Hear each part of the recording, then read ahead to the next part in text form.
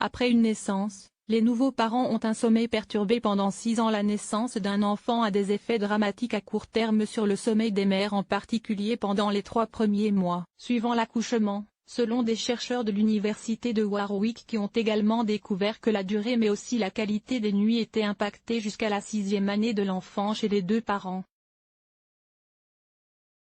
Biberon à préparer, couche à changer.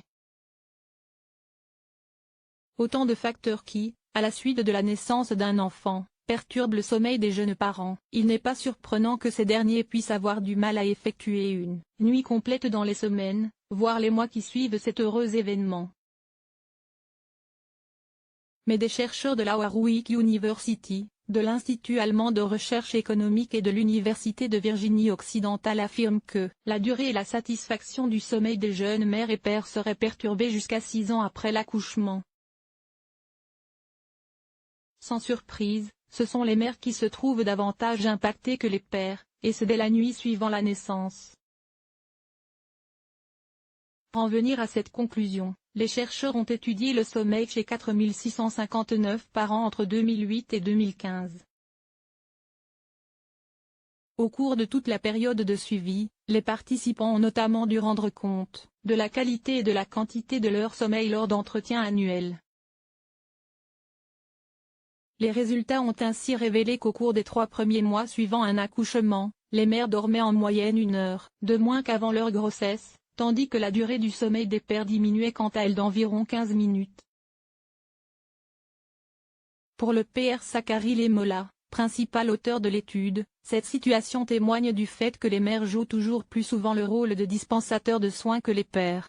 Les nouveaux parents sont particulièrement concernés par ailleurs. Les analyses montrent également que, même des années plus tard, lorsque les enfants ont atteint la tranche d'âge 4-6 ans, la durée du sommeil est encore 20 minutes plus courte chez les mères et 15 minutes plus courte chez les pères, par rapport à la durée de leur sommeil avant la grossesse.